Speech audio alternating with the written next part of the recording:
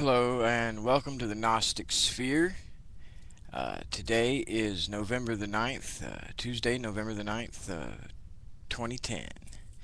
I'm Michael, and today we are going to be discussing a part of the meta-programming protocol known as the Metaxic monad. Metaxic monad, or monad. It's a term coined by the Order's outer head, Vincent Bridges, and it basically, as you can see, his definition is that it is a sacred space. It's a point, a monad, meaning, root word mono, Latin, meaning one. Um, it can distilled and astrally distilled structure that is both outside of time and outside of space, but of course, how can that happen? It's a sacred magical space, so logic begins to get a little fuzzy and when describing it, and also it's all spaces and all times. It's an interface for the consciousness of the human to interact with the formative plane and build upon it. Now, later on, basically, the Metaxic monad is composed, one of the major components is the lesser invoking ritual of the Pentagram. And upon successfully completion of the LERP, we have what we call a tesseract, or a Metaxic monad, which is a tesseract plus some. And here is a model of it. Now, this particular model is some years old, and it lost a battle with a cat some years back, but maybe we can develop some more. And this is a top down. Now you notice, you see that? See that cube in the center? And also these 4 points here, that's forming a octahedron inside the center cube, and then the 4 pentagrams, pentagons. And one quick note and reference while I'm thinking about it, it's on my mind. What we're going to be doing, this is the lesser invoking. This connects to the supreme invoking through, and at the end, if you know and you've done your reading, or if you've done the experience of it, at the end of the SERP, around and about me turns the dodecahedron, or spins the dodecahedron, and I alone in the center. Well, dodecahedron is 12 pentagons, and there's 8 pentagrams made in the SERP and 4 in the LERP, with the secret hidden one on the 5th being the Shekinah El, but that comes in as kind of like your energy. It's spirit. It's the 5th element. But from the 4, we have the 4 worlds, and Kabbalistically the 4 works well. The 4, the 4, and the 4. You get 12. And the 4 words of Yod He Vav He. Which brings me to the use of all 4,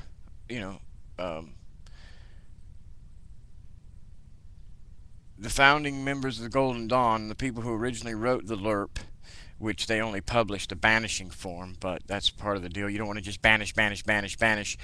You just want to banish something that's new. If you have a set room or a space that you only do magic in, banish it when you begin it, and maybe put some rock salt in the corners around the perimeter. But then you want to invoke.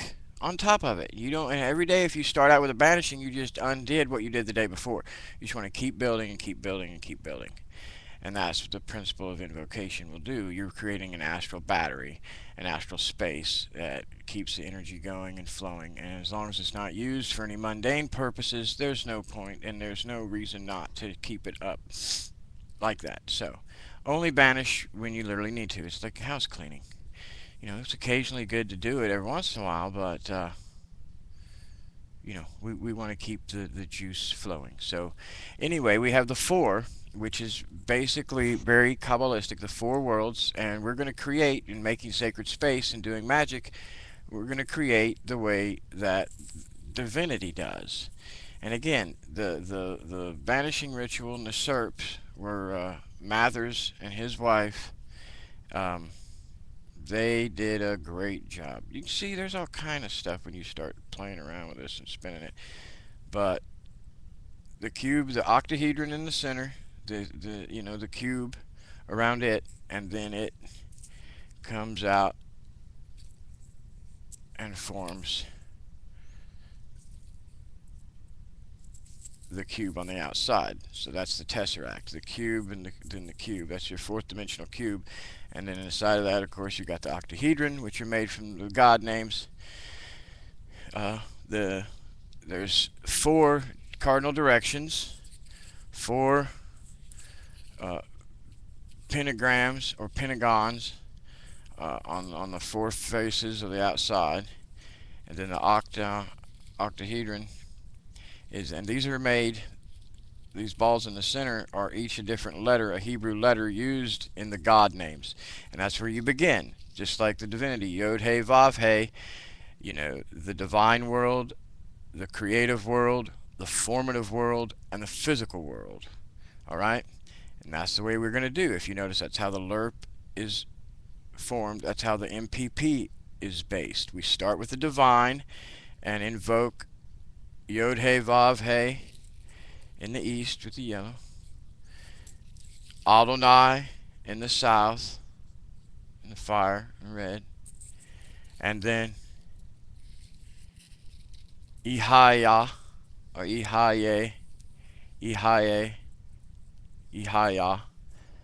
You know, us Goyas can really screw up some perfectly good Hebrew. But that would be your west and water. And the north, Agla, elemental earth. Now if you notice, all of those God names have four letters each, so that's 16 total, but four of them are duplicated. So out of the 16, we only have really 8 original letters, and there's other 8 that are duplicated. So the 8 letters, you have Yod, He, Vav, Aleph, Gimel, Lamed, and Daleth. Those 8 form the faces of the octahedron in the center and spin around and stamp it, the God name, like the old school ball on a typewriter, you know, and it would go up and tap it and make the letter. That's what that's doing in the center, basically, as it spits out the letters to make the God name.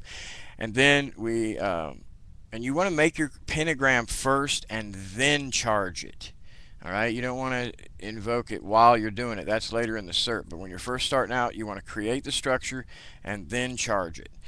Okay, so it would be invoking, and these are all lesser. I mean, in the LERP, these are all invoking Earth pentagrams. So you start at the top and go down over to Earth, and so on and so forth, down vibrationally through until you have the pentagram. See it nice and blue, electric neon blue, and then do your thing. And then we go from there to you know, the divine names, and then the archangelic, which is each inside. There's 4, well, there's 6 actually, truncated pyramids between the center cube and the outer cube. You see this this area right in here is a truncated pyramid. You know, it's just basically all the space minus the center cube, right? you've got 6 truncated pyramids. 2, 3, 4. 4 faces, top and bottom. And that's where the archangelic energy will be coming in from on the outside, filling that up and all the way in, going through and seeing those. And there you have it. Then you would bring in the Shekinah El and the crosses, the elements, and then onward we would bring it into the formative through the visualization of the middle pillar, and then into the DNA all the way into the physical with the caduceus and advanced caduceus, and there ends the MPP. Thank you.